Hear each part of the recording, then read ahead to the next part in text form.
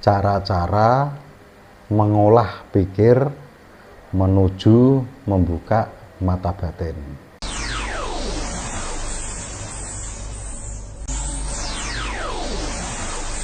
Bismillahirrahmanirrahim.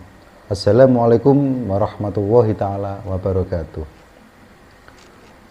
Segala puji bagi Allah, salawat salam kepada Rasulullah Sallallahu Alaihi Wasallam. Sobat-sobatku dimanapun Anda berada, berjumpa lagi dengan saya, Kang Ali Zubaidi Demak. Salam. Sobat-sobatku dimanapun Anda berada yang dirahmati Allah dan diberikan keberkahan dalam segala hal, Alhamdulillahirrabbilalamin. Semoga sobat-sobatku dimanapun Anda berada diberikan kemudahan dalam menjalankan segala urusan dan diberikan kelancaran untuk menuju mencari rezeki. Jadi sobat-sobatku dimanapun Anda berada,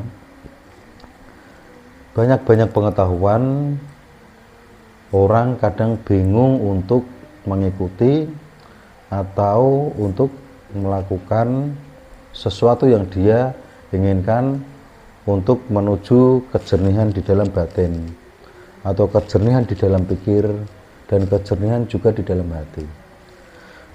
Karena kejernihan itu kalau kita tidak mengolahnya dengan sendiri di dalam diri kita, di dalam jiwa kita, itu nanti akan sulit untuk mencapai sesuatu yang kita inginkan untuk menuju ke batin kita terbuka atau indera kita terbuka. Jadi sobat-sobatku dimanapun Anda berada, karena dengan kita bisa mengolah pikir, dengan kita menghayati apa yang kita pikirkan, apa yang kita lakukan saat kita duduk bersila melakukan wirid atau melakukan meditasi. Jadi sobat-sobatku dimanapun Anda ya berada, insya Allah nanti saya akan memberikan 3 pengertian. Ini adalah tentang berjalannya pikir atau batin kita atau hati kita di dalam berzikir atau di dalam meditasi untuk menuju hal-hal yang kita inginkan, yaitu untuk menuju terbukanya indera keenam atau terbukanya mata batin kita. Jadi sobat-sobatku dimanapun Anda berada, insya Allah yang pertama itu sobat-sobatku itu bisa diawali dengan memahami arti pikir, arti pikiran. Itu maksudnya bagaimana?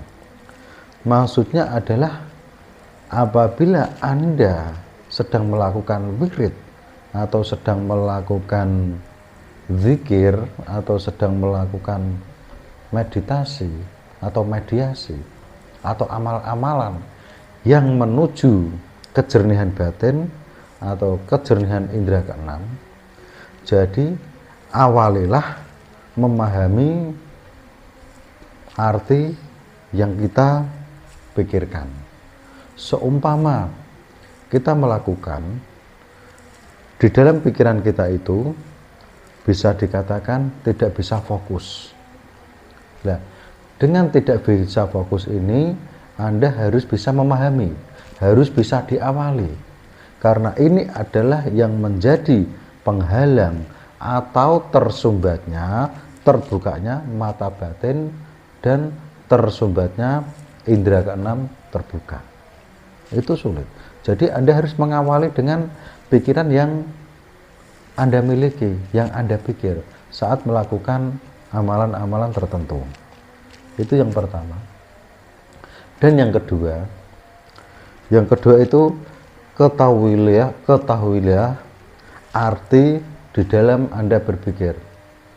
Ketahuilah arti di dalam Anda berpikir. Maksudnya bagaimana? Setelah Anda berpikir, dan artinya itu kalau bisa itu silahkan Anda dihayati. Silahkan Anda dihayati. Karena yang pertama itu tadi, awalilah dengan memahami arti berpikir, dan yang kedua itu adalah kita harus mengetahui arti dalam pikiran kita. Kalau kita sudah berpikir seperti tadi, itu kita harus mengetahui arti yang ada di pikiran kita. Kita harus mengartikan. Dan arti itu sendiri itu bisa Anda lebih fokus, lebih tajam. Itu nanti bisa. Jadi dengan Anda mengetahui pikiran Anda, pikiran sobat-sobatku semua, itu nanti pikiran itu bisa fokus. Dan kalau sudah pikiran Anda fokus, itu nanti akan menuju terbukanya mata batin dan terbukanya indera keenam Anda semua.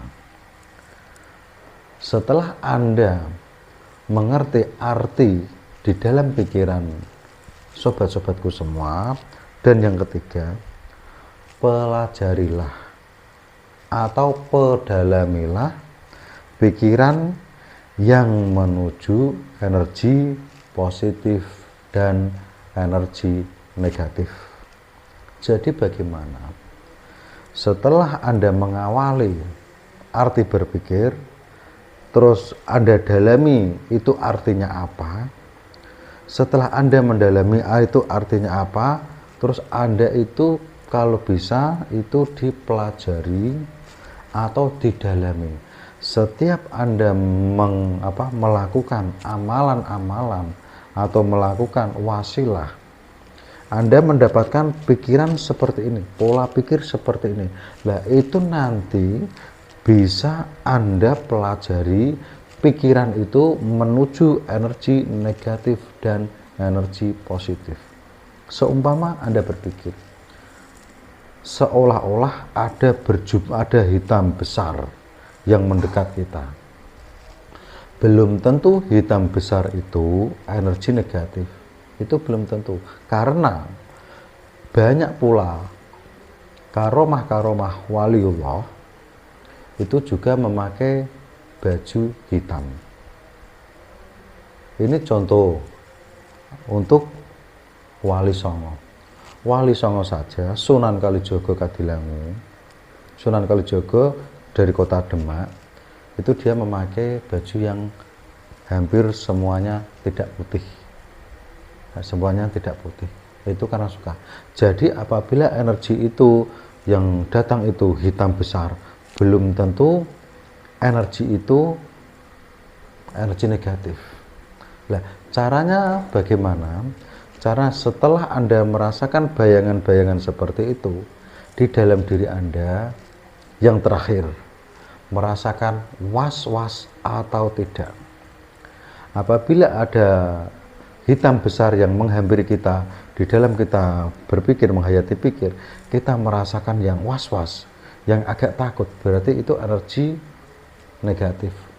Dan apabila hitam besar itu Anda merasakan hati itu nyaman, tenang, berarti itu energi positif. Dan itu sebaliknya yang berpakaian putih. Apabila tinggi besar putih berjubah, seumpama kelihatan berjubah, tetapi hati kita itu mengalami was-was yang kira-kira agak ketakutan, berarti itu bisa dikatakan energi negatif, dan itu tidak suka dengan Anda. Mungkin entah itu kiriman, entah itu dari alam lain, entah itu dari gangguan tanah, itu bisa. Dan apabila energi putih tinggi besar itu, bisa dikatakan Anda itu tidak was-was dan tidak takut saat melakukan amalan, berarti itu adalah energi negatif. Itu nanti Anda bisa dipahami. Jadi adalah yang pertama adalah awalilah arti pikir. Kalau sudah diawali, terus pahamilah arti pikir tadi. Kalau sudah itu dalamilah. Kalau sudah mendalami, yang terakhir adalah Anda merasakan energi itu was-was atau tidak. Sobat-sobatku dimanapun Anda berada, insya Allah dengan sedikit pengertian ini Anda bisa dipelajari sedikit demi sedikit, sedikit demi sedikit. Insya Allah nanti akan mendapatkan hasil yang maksimal dan hasil yang bagus. Intinya adalah jangan mudah menyerah. Pokoknya sebelum kita menyerah, intinya adalah kita lakukan terus menerus dengan keistiqomahan. Insya Allah dengan keistiqomahan ini akan mendapatkan berkah dan ridhonya dari Allah Subhanahu wa Ta'ala. Cukup sekian dari saya. Wassalamualaikum warahmatullahi taala wabarakatuh. Salam.